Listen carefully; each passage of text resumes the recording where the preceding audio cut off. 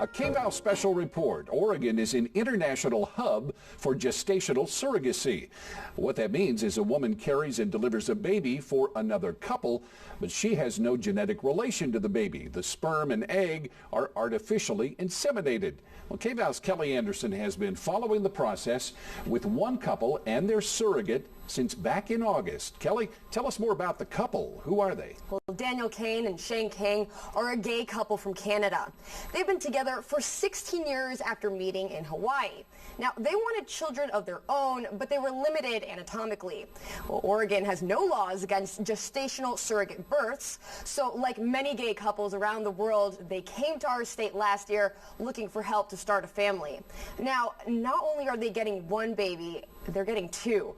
And in August, I went to the couple's baby shower in Portland, which was attended by other surrogate mothers from the surrogacy agency, All Family Surrogacy. Here's their story.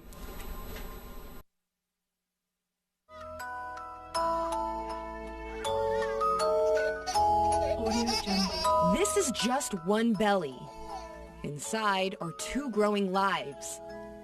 But it didn't take two people to make them. It took four. At 25 years old, Chelsea Furman has already given birth once before to her own daughter. I liked it and I can do it. There's a lot of people that can't, obviously, have babies, so why not help someone? Now she's giving birth again to twins. But they're not her babies. The eggs came from one anonymous donor. One surrogate, one egg donor, two men.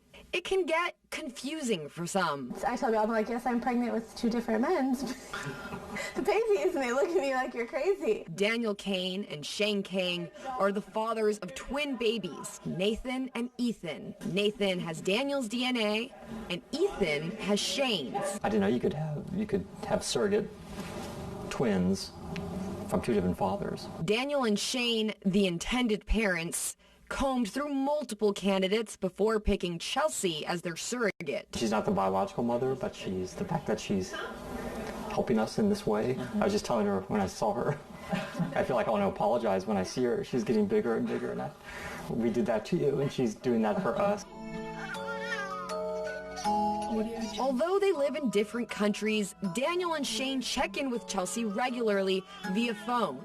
I really hope that in the future that we actually do keep this relationship, probably that we will actually bring our child to visit her sometimes. Intended parents cover all the costs for the process, around $100,000. The surrogate receives compensation upwards of $30,000. But Chelsea says this isn't like cashing in a paycheck at a regular job.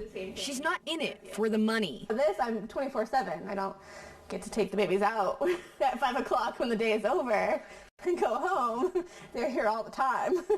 For those who wonder about attachment issues between a surrogate and the babies, Chelsea says, I think you have to go into it mentally knowing they're not your children. You can't, it's not that I'm not attached or anything, but I know they belong to Shane and Daniel.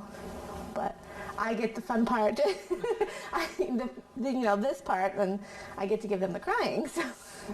The crying babies at the end, so it's okay. Both Chelsea and the intended couple say responses to their decision to go surrogate have been generally positive, but there is the occasional opposition. I've seen a lot of negative things against same-sex parents or having surrogates, like it's, farming out babies, and it's, why don't they adopt? And it's really hard to read that kind of stuff. And so I sort of tune it out. They don't let that stuff get to them. They just look forward to the future. I guess the unexpected is what I'm looking forward to. And watching them go from being just this animate, crying thing to sort of growing into a human being is going to be a real fascinating thing.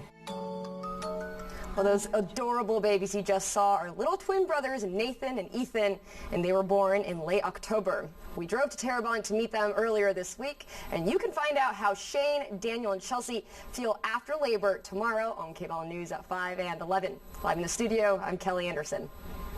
Kelly, thanks. Coming up on KVAL News at 5, one Oregon coach is comparing Cal quarterback Jared Goff to NFL legend Joe Montana. Sky Muller has that and more. It's ahead in KVAL.